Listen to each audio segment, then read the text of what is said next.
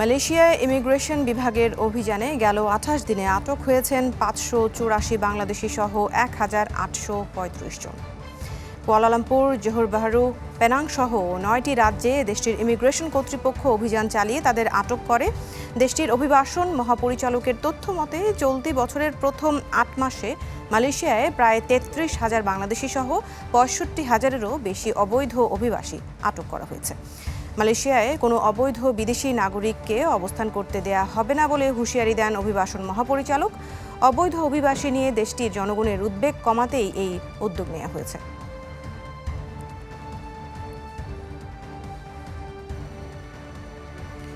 অবৈধ অভিবাসীদের বিরুদ্ধে মালয়েশিয়া অভিযানের সবশেষ খবর জানাতে আমাদের সাথে যুক্ত হচ্ছেন সহকর্মী ওয়াহিদ সোহান।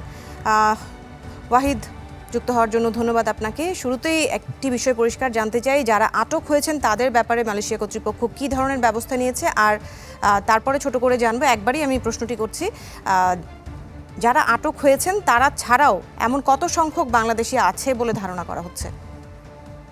জি, দৃষ্টি আপনাকে ধন্যবাদ। আপনি যেমনটি বলছিলেন, আসলে গত ২৮ দিনে মালয়েশিয়াতে ইমিগ্রেশনের যে অভিযান পরিচালনা করেছে, এই অভিযানে প্রায় বাংলাদেশি ৫৮৪ জন সহ প্রায় ১,৮৩৫ জনকে মালয়েশিয়া ইমিগ্রেশনের পক্ষ থেকে আটক করা হয়েছে।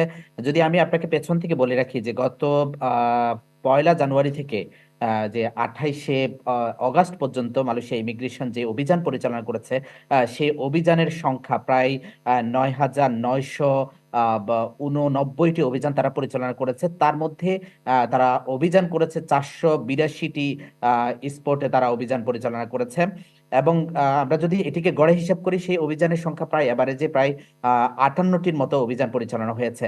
এবং আপনাকে একটি বিষয় আমরা বলে রাখি যে গত যেই কয়দিন যে অভিযান পরিচালনা করেছে, গত জানুয়ারি মাস থেকে অগাস্টের যে ২৮ তারিখ পর্যন্ত প্রায় ১,৮৩,২৭৬ জন অভিবাসীকে আটক করেছে। তার মধ্যে ৬৫,৭৪৯ জন অবৈধ অভিবাসী যারা আমার বাংলাদেশি নাগরিক এখানে আটক হয়েছে।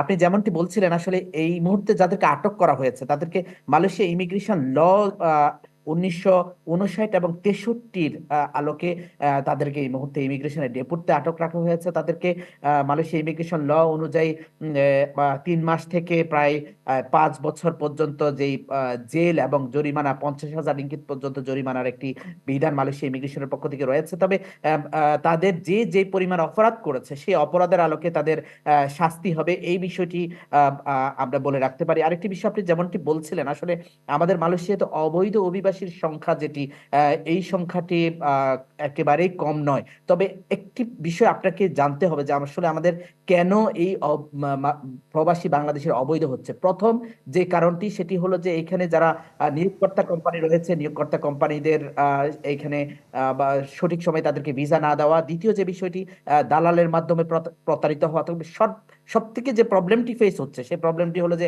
আমাদের বাংলাদেশ হাই কমিশনের পক্ষ থেকে নির্দিষ্ট সময়ে আমাদের এই প্রবাসী বাংলাদেশিদের পাসপোর্টের মেয়াদ শেষ হয়ে যাওয়ার পরে অ্যাপ্লাই করার পরেও তারা ৬ মাসের মধ্যে পাসপোর্ট পাচ্ছে না। যদি আমি আপনাকে ছোট্ট করে আজকে বলে রাখি যে গতকালকে যে ২৮শে অগাস্ট জাল পাসপোর্ট তৈরির অভিযোগে একজন বাংলাদেশিকে আটক করেছে, একজন বাংলাদেশি সহ ৫ জনকে আটক করেছে মালয়েশিয়ার ইমিগ্রেশনের গোয়েন্দা শাখা ইউআরও, ইউনিট রেসিকো অপারেশি।